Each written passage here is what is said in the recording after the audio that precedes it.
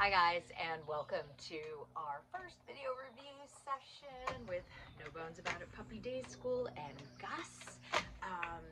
By this time you've already hopefully watched some of our introductory videos that discuss a lot of our general concepts that we're going to be employing during our training process. So what I'm going to do is hop right into the oh, hello, excuse me. The three skills that we're working on this week and really throughout our entire training program. We refer to them as foundation skills. They are truly the foundation for everything that we're going to be working on to improve Gus' responsiveness, willingness to pay attention to us over lots of other things in their environment. So we're going to get right to it. The first one is called name game. It's not about teaching your puppy their name per se. It's about teaching them when they hear their name, they need to stop what they're doing and look at you and find out what's next. And at which point we would use what we call a marker word. The marker word yes marks the exact moment that the dog does what we're looking for. So the marker word yes becomes really important, and we pair it with a lot of food in the beginning so that the dog, when they hear that word, it's a complete conditioning it's a complete conditioned response, so that when they hear that word, they know something really good is about to happen. So all week we've just done yes, yes, treat, yes, treat. We need to make sure there's a pause. They can't see the food. They know it's here, but they can't see it. I'm just trying to get him to face you. So it's yes, treat, yes, treat, yes, treat. So that word becomes synonymous with food, so that when they do the exact thing and they hear that word yes, they know that something good is about to happen. That becomes really powerful for us. So the other thing that I've been working with Gus is this week on conditioning him to love to get caught. Okay, so grab the collar, hold on to it, give a cookie. He tends to want to back away when he feels pressure, whether it be on a leash or whether I try to grab him and maneuver him a little bit. We want to make sure that when we reach out, that dog loves to move towards us and not freak out and back away. So in the beginning, it's just reach out, hold on to the guy. You even saw that. He just like backed up a little bit. Reach out, hold on to it, and deliver a treat. Okay? Reach out, hold on to the collar or harness, deliver a treat. I'm not even really putting a lot of pressure on it right now. In fact, I don't really want to do that. I just want to hold out. Eventually, I'm going to be able to really kind of tug in, and have the dog should want to really happily walk towards me and not kind of have that little startle response. Yes. So we call this the gotcha game, but you don't really need to say anything while you're practicing it. Just make sure, again, it's separate. You reach out, hold, and then the cookie happens afterwards, okay? So that I can combine that with the name game as I'm practicing. It could be Gus, yes. Okay. Practice some yard debris in your hair. Practice it separately, meaning I want you to do name game separately. I want you to do the gotcha collar grab separately, and then after a few days you can start making combinations of the two. So let's get back to the name game. The protocol for that, the way that works is that I'm going to say Gus, yes. As soon as I get a response, I'm going to use the word yes, and then he gets a cookie. Okay. What you can't do in this game is repeat the puppy's name. So this is not a scenario where you are going to say Gus, Gus, Gus, and when he turns, you finally say yes, and then he gets a cookie. This is a one and done situation. So if I were to say his name and he didn't respond, I would not repeat the name. I would stop myself, which is really hard to train yourself to do. You're going to stop. You're going to figure out a way to make this easier. Gus, yes. Good job. So I was watching him in the camera. I could see when his head turned, I used my marker word yes. So I'm just kind of waiting for him to just wander around, do a couple of things. Gus, yes. Okay. So I started to say, if you say the dog's name, they don't respond, stop. Figure out how to make it easier. Can I get closer to the dog? Can I practice where there are less distractions?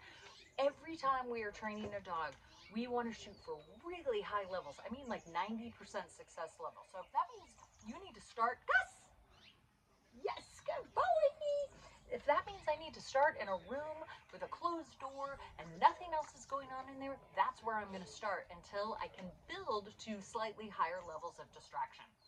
So we've worked on this for a couple days, so I'm pretty sure, Gus! Yes, good boy! So I'm pretty sure that I can get a response out here, even though there's not a lot going on. We're still outside, still pretty distracting. So I'm going to back up. You won't be able to see me necessarily, but I'm going to work on three things. I'm going to work on the collar grab, the name game, and then this game we call hand targeting, which I saw that buddy. Hand targeting is, again, another way to refocus your puppy, to get your puppy to want to be near you, and to have something active they can do. Name game is simply an attention-getting thing. It's usually followed by something else. Name, come, name, sit, name, down. So it's a way to just start the game and foundation for coming towards you. Hand targeting is a way to also get your, it could be a way to get your dog to come closer to you, but it also is really about giving your dog something mental to do in the face of other distractions. So it might be I'm walking down the street and I see another dog, and my dog is, really interested. Maybe he barks a little bit, maybe he's pulling on his leash. It doesn't work very well just to say, no, don't do that. Let's give your dog something active to do that we've practiced, that they're really good at, that refocuses on us and working with us. So all it is I'm going to put out my hand. I'm going to ask the dog. It's going to be sort of around the dog's nose level. I'm going to say, touch. Sir, hey. So I'm going to say, touch. The puppy's nose comes and bonks my hand, at which point I say yes. My marker word happens the exact moment that puppy's nose boops my hand, and then a treat is going to come right in front of that marker, or right in front of that target hand. Go find it. So we do a game, go find it, where I toss a cookie. Yes! Yes! Good boy! I toss a cookie, they go find it, and then they come back and they get something even better. Go find it. Yes! Yes! I can do that collar grab. Go find it. Gus! Yes! Good boy! Okay, so right now when I pull towards him, he doesn't really want to move, so I'm not going to do too much of that. Gus! Yes! Good boy. Okay, I don't know if you can see that, but I reached out. He did a little bit of just kind of like backed away from me, so I'm just going to do a couple collar grabs without any name game.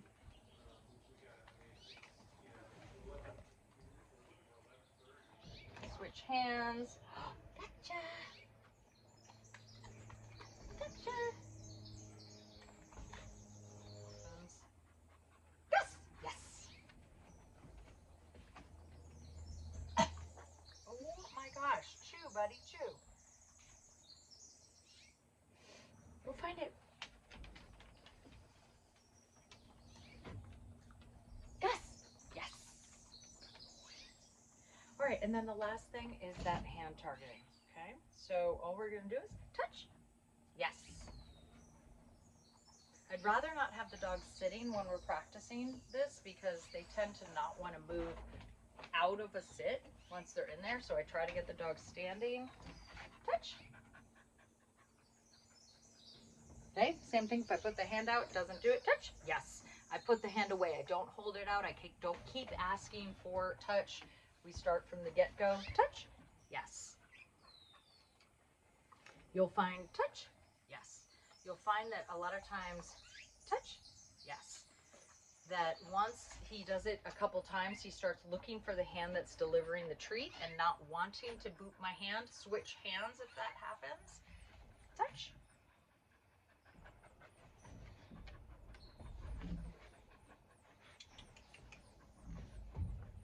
Touch. Yes. Good boy. Touch. Yes. Good boy. So those are the only things that I need you to focus on this week. Work in small batches. Do 5 or 10 repetitions of something, and then you're done. But do it multiple times a day. Anytime you interact with your dog, throw in a couple repetitions of something. I prefer that you do that rather than set aside sort of training time. Sprinkle it throughout your day when you're interacting with your puppy. You're going to get a dog that responds much more organically because training happens every moment of every day. So I hope you guys have a great weekend, and I look forward to our week 2 of Puppy Day School. Gus! Yay! Good boy! All right, we'll see you soon.